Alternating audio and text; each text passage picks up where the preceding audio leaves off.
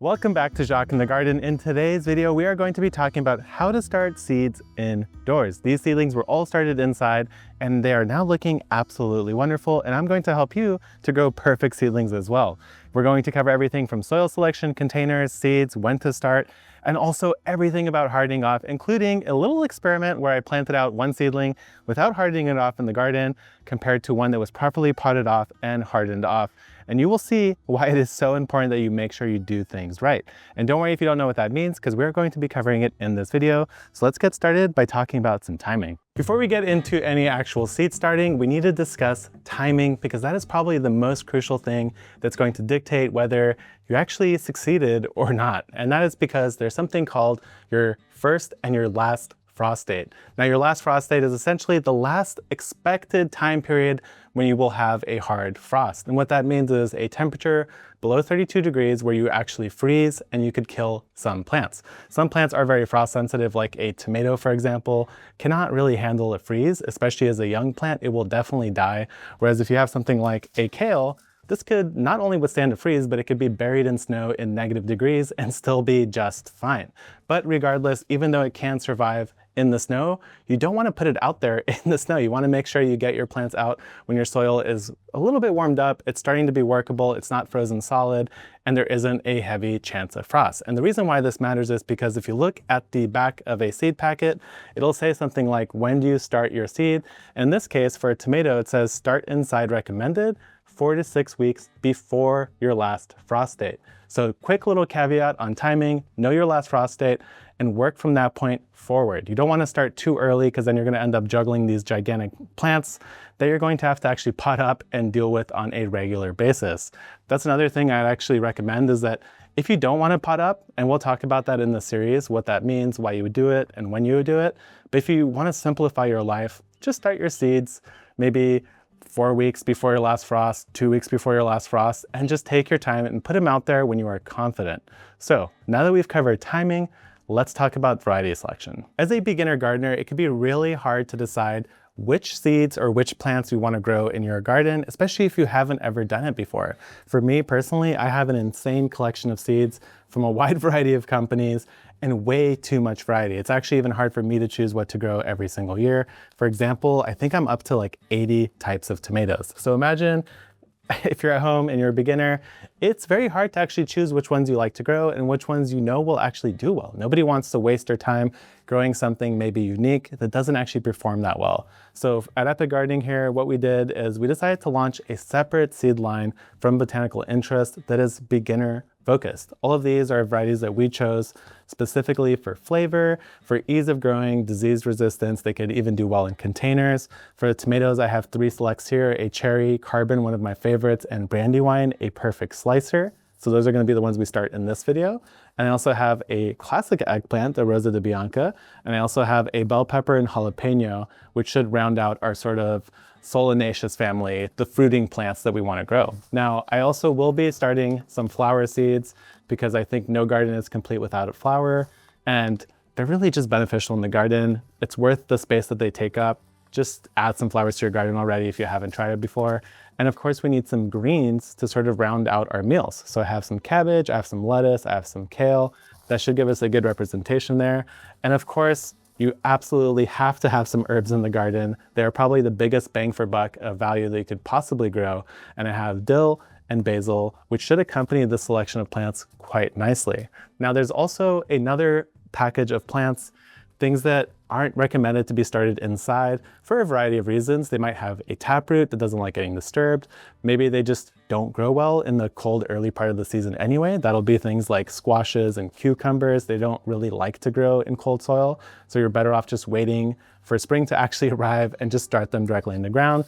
Another one is beans, because beans are just one of those things that they seem to just grow a lot better if you plant them directly in the ground and don't transplant them. It's just not worth it. So I have grown all these as transplants and they do okay, but some things just don't make sense. They just do better if you put them directly in the soil.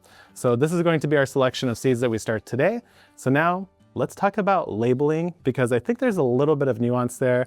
What I like to do is I've been using these little wooden labels. You could use popsicle sticks, and I actually recommend using pencil.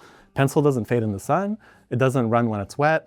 and it can rub off, that's definitely true, but it holds up pretty dang well. Alternatively, you could always go with a plastic style label and a permanent marker. That's what I've done for years, and it works really well as well. Now, in terms of what I write on the label, in general, I like to keep it simple. Maybe I'll just write the variety name like Green Express Cabbage. Other thing I like to do sometimes is put a date, so I know how long it's been, how long to expect before that plant comes up. And the final thing I will sometimes do is actually put the seed company so that I could keep track of if I have like 10 different seed companies that I'm starting seeds from and one just doesn't do well, I could identify that and separate it. And maybe I just got a bad batch of seeds, or maybe I'll choose a different company in the future. So that is it on labeling. Now let's talk about soil and containers. When it comes to choosing your soil for starting your seeds in, the easiest thing that you could possibly do is go to a nursery and just get some seed starting mix. That will make sure that you have everything you need to start your seeds just fine. It should be sterilized, it should be ready to go. Me personally, now that I've been doing this for a while, I like to just buy a potting mix that I prefer. Something from Fox Farms usually. I'm happy with Strawberry Fields, Happy Frog, Ocean Forest. All of those are great potting mixes. And all I do instead is I sift them. Now you may be wondering why I'm doing what I'm doing right now, which is I'm actually sifting the soil through a little handmade 1/4-inch hardware cloth sieve that I've made. And you'll see exactly why I'm doing this in a moment. If you look right here, this is all this chunky material, things like wood chips, maybe even occasional rocks, a big chunk of perlite. All of this is just fine and dandy in a container where it actually helps your drainage and helps your plant thrive. But when you're starting seeds, something like this is so big and heavy that it could actually sit on top of a seed and stop it from ever germinating in the first place. So we don't want any of that. That's why we sift it out. And what we're left with instead is this nice fine particled soil that's perfect for starting seeds. Before we continue, I want to disclose up front that I am going to be using all Epic products. I already showed you the Epic seeds, and now I am going to be using these Epic 6L trays. Now I will talk a little bit about alternatives, but I just want to be very clear that I actually love this stuff. I bought my first 120 pack of 6L trays out of pocket from my very own money, because that is how much I actually truly love the product when it first came out. I think well over 3 years ago now. So I am using these, but you could use whatever it is you want. You could use a yogurt cup, a little tin, any other seed tray you might have purchased, literally old 6Ls from packs that you got from the nursery.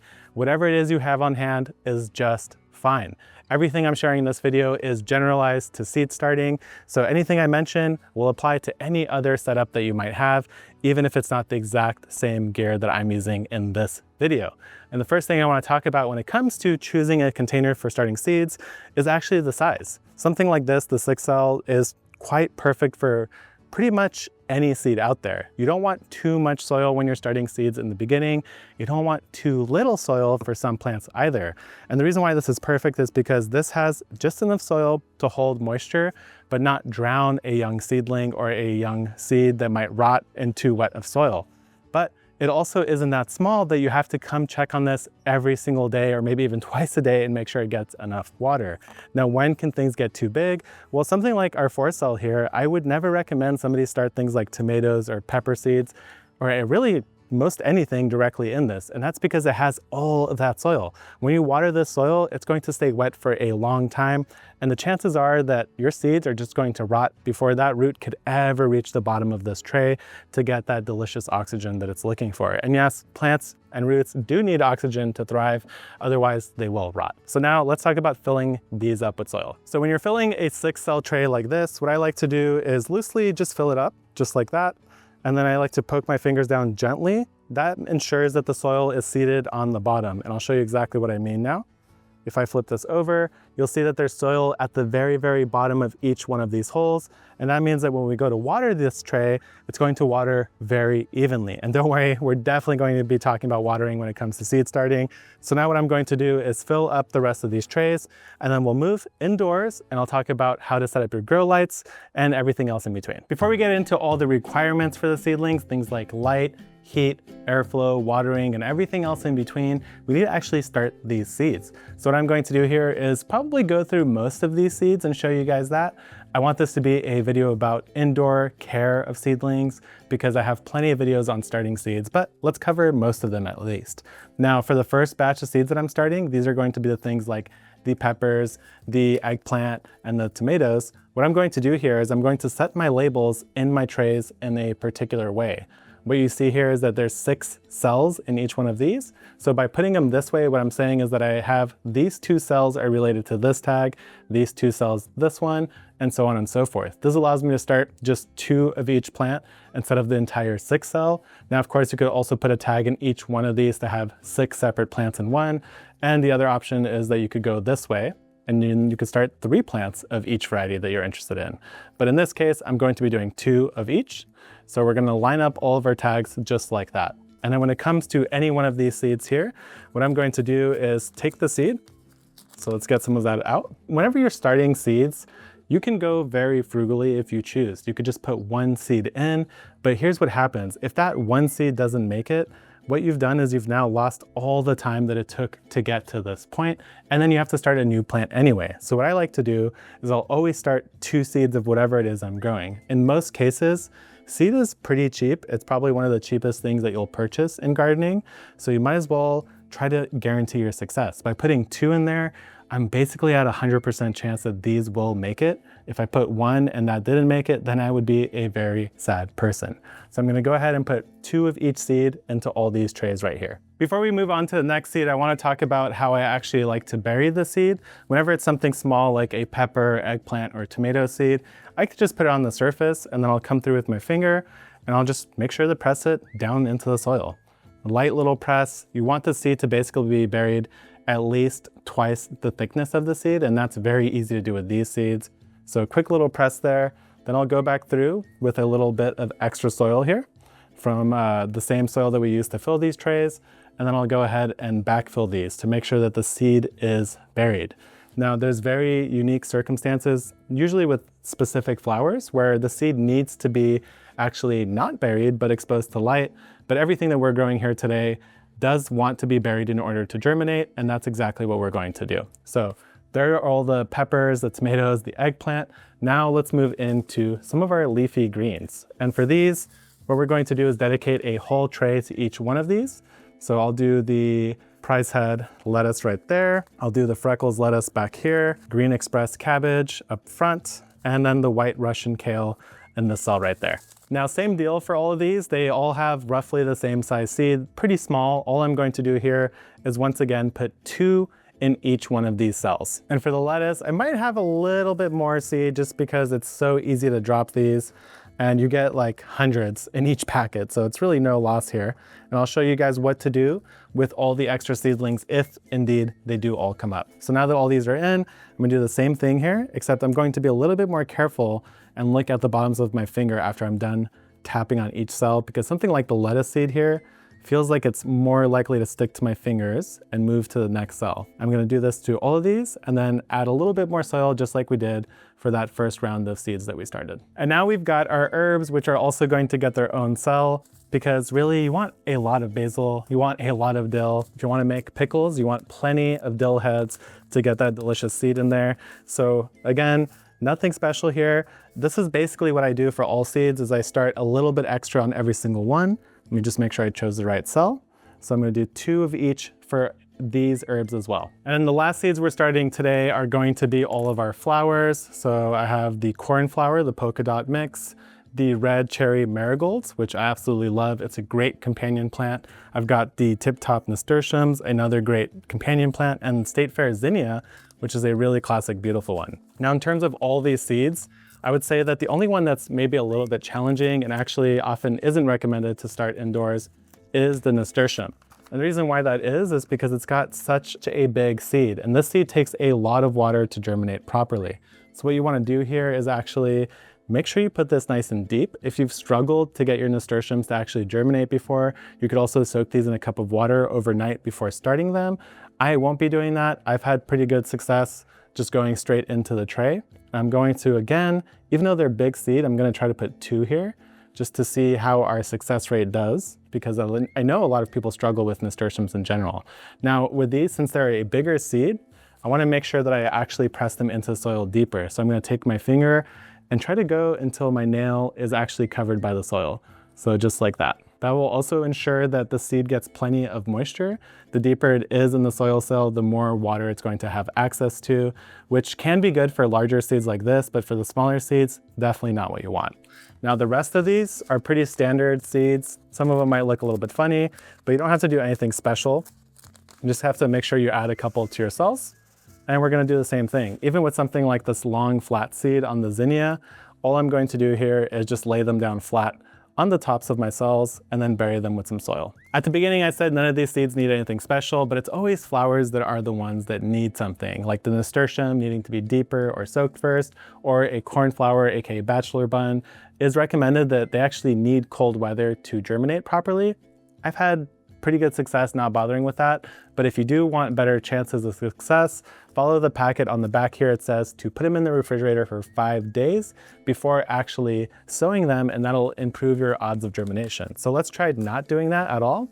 Let's just go directly into the ground. This packet has never seen a refrigerator, and we'll just see how well it does or how poorly it does. And again, since this one has special requirements, I'm actually gonna try to get 3 in each cell because my odds might be a little bit lower that they will all succeed. If you're wondering how to deal with seeds like this, which is from the marigold, well, there's a couple different things. Sometimes I like to just stab them into the soil with the sort of leafy part that looks a paler color up and the black part, which is the seed, directly in the soil. Other times I'll just literally lay them on top of the soil and it doesn't seem to make any difference. So try out different ways if you guys want, and we'll see if there's anything different. Actually, you know what? I'll do everything on this side away from the tag is impaled directly into the soil. And on the other side, I will lay them down flat and we can do a little experiment within this video to compare. So now I'm gonna press the rest of these seeds in, like the cornflowers here and the zinnias, and then we'll bury all of these seeds up, and then we could talk about heat pads and lighting. Now that all the seeds have been started, we need to set those seeds up for successful germination. And when you're doing it indoors, you might be somewhere that's not as warm as the inside of your house. For example, a garage, or in this case, I am in a shed. So whenever you're in a colder environment, and honestly, for most any seedling, especially these early things like peppers, tomatoes, eggplant, they really need heat to germinate appropriately. They will still germinate in colder weather. They will just take a much longer time. So we're definitely going to be using a heat mat to speed this up. And what we're going to do is also use our Epic Gardening Grow Light, which has a timer, adjustable light, all that stuff. But we're not really talking about light today. That'll be later once the seedlings emerge. But I will be actually using this for the entire grow. So what I'm going to do now is move all of these seed cells into this setup, and then we'll talk about watering because these have not been watered yet and they definitely need their first drink. And before we move forward, I do want to mention that you do not need to buy a special grow light with a built-in water reservoir and adjustable legs. There's so many different ways of lighting your seedlings. There's tons of people who have spent countless hours researching and finding the best and most affordable lights because they always grow indoors. Now for me, I always grow outside. So I literally almost never start my seeds indoors anymore, which is why I'm going with a off-the-shelf solution. But there are a lot of affordable options out there, including shop lights. So do a little bit of research if you want.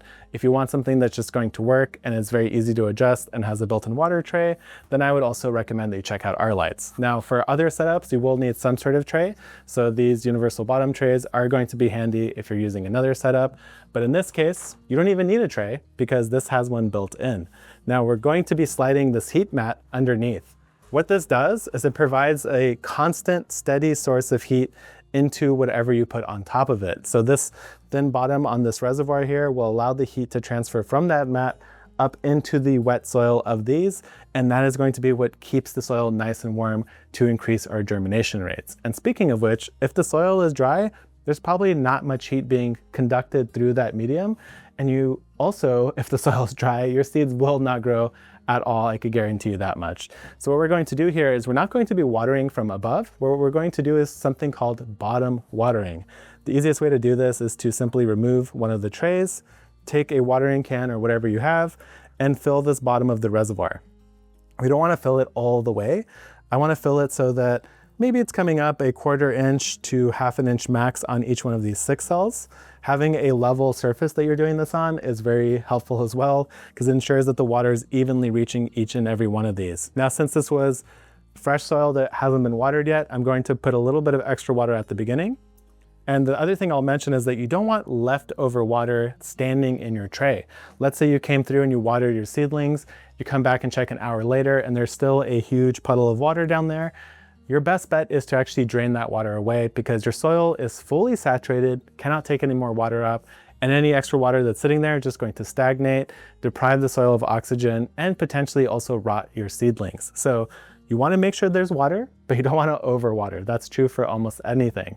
The other reason why you don't want to top water, which is where you just sprinkle water from above using a watering can or a hose, is that you could dislodge your seeds. You could literally knock them out of the cells. Also, watering from above gives you a very bad representation of how moist your soil actually is. What tends to happen is you'll get algal growth on the very surface, and it'll appear like your soil is wet because the algae is pulling all the water up to it, but the bottom might be bone dry. So try to always get in the habit of watering from the bottom so you do not overwater your seedlings. So what we're going to do now is this has been watered. I'm going to plug in the heat mat. We're not going to mess with the light until we get a little bit of germination, but honestly, you could just turn it on. If you're not sure you're going to catch it exactly, for example, just go ahead and turn your light on.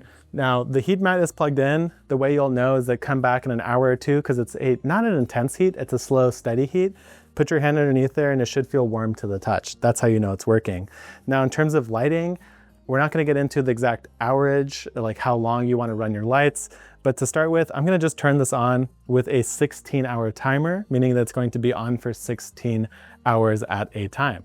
And ideally, you want your light to be literally as close as possible to your seedlings so they don't stretch out. So I'll go ahead and put the light on just so that we're in the practice and we know that we're not going to miss any of the seedlings. There's also, of course, the chance that some seed might need light to germinate. So if you're in a dark room, having your lights on from the beginning is definitely advisable. So what we're going to do now is walk away and we'll see how much germination we get over the next few days.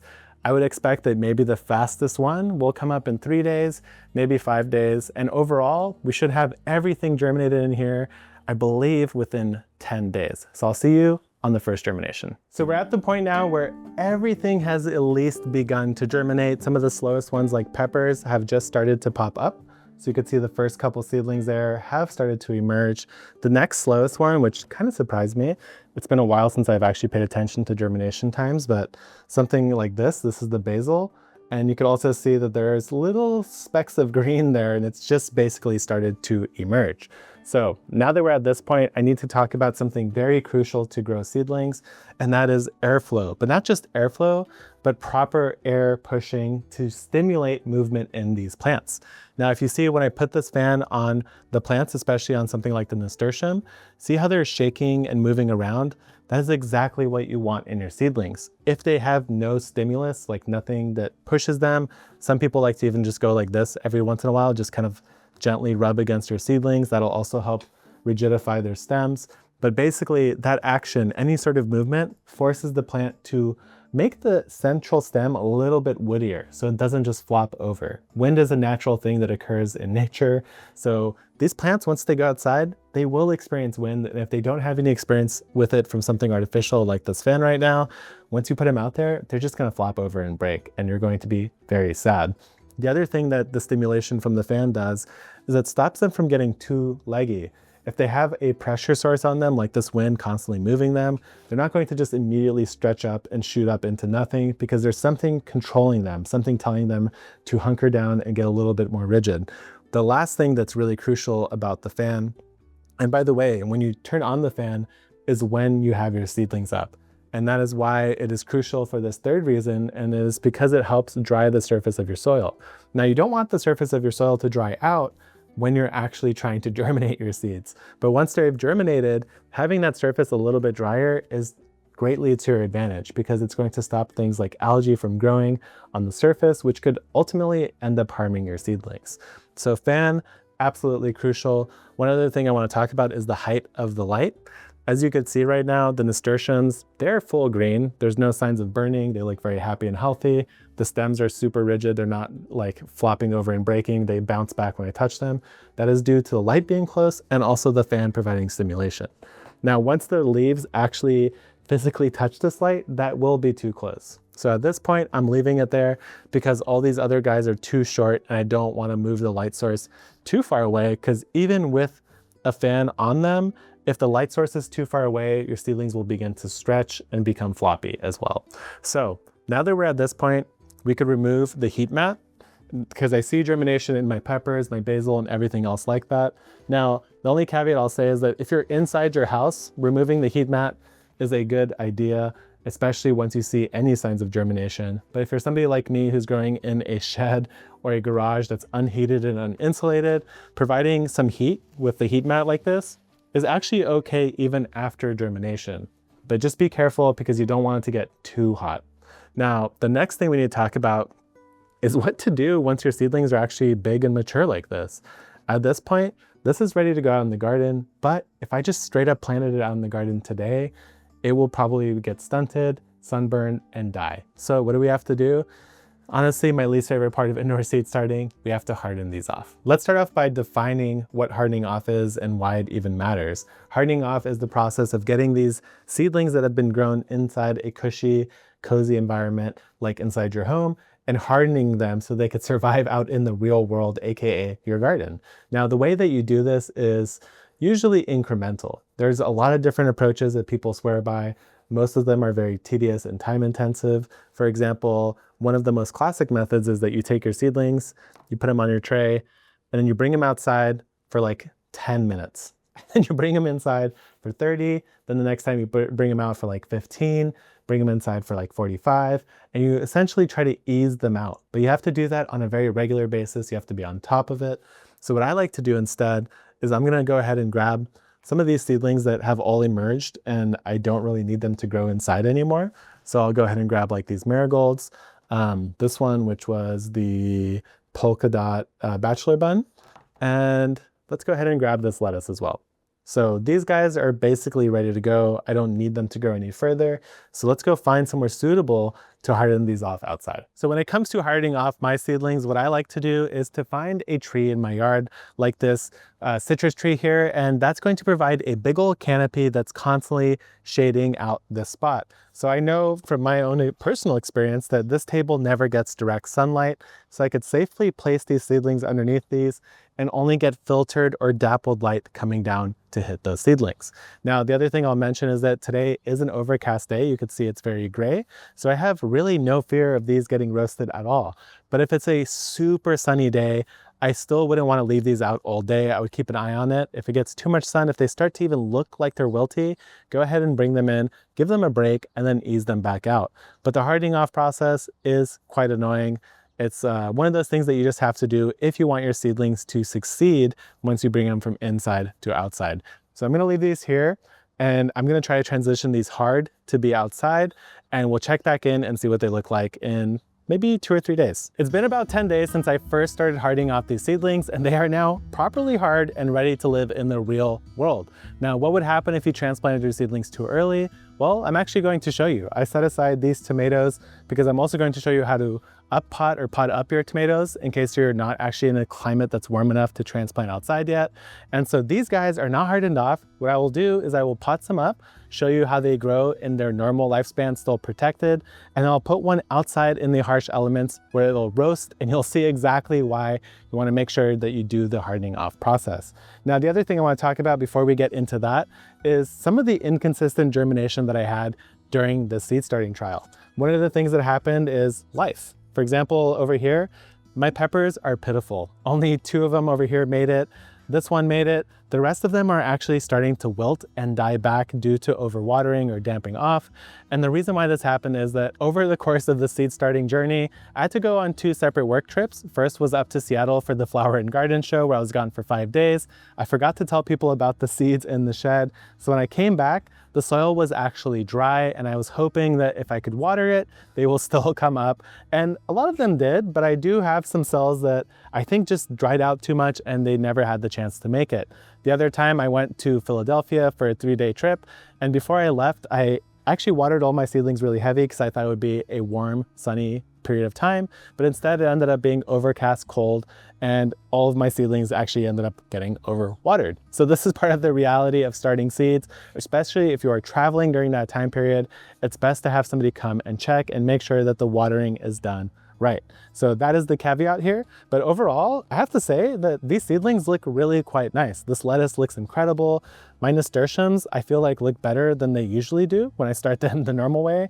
And the germination on them was absolutely incredible. I had every single one germinate 2 seeds except for 1.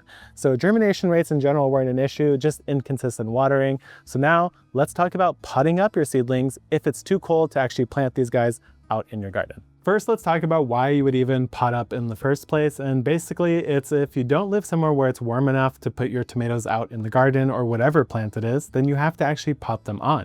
And that is because if they're stuck like this in the same cells for the entire growing period, they're never going to be able to thrive and grow up big enough to successfully go out in your garden. So once you have a couple true leaves and you're starting to see that the growth has slowed down, that is a great time to pot them up. So when we started these, I started 3 seeds in the cell and all 3 came up. So what I'm going to do now is show you that you could be quite rough with seedlings and it is totally fine.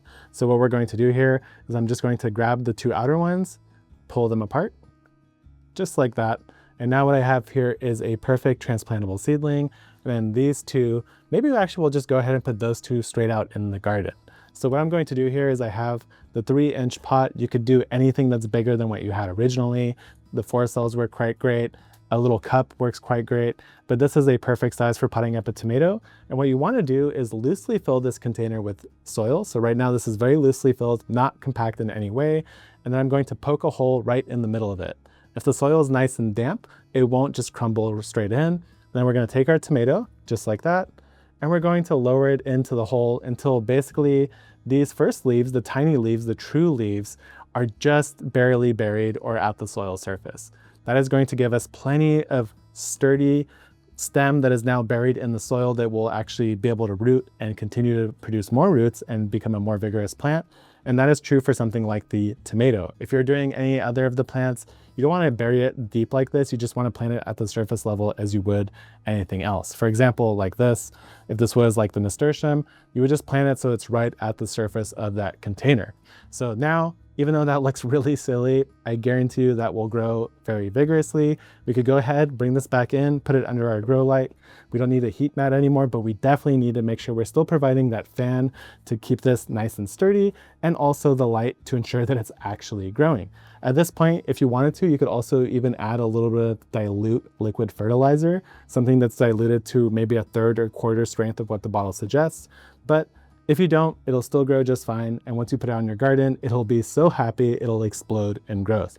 So this guy is ready. What I'm going to do now is put this one out in the garden.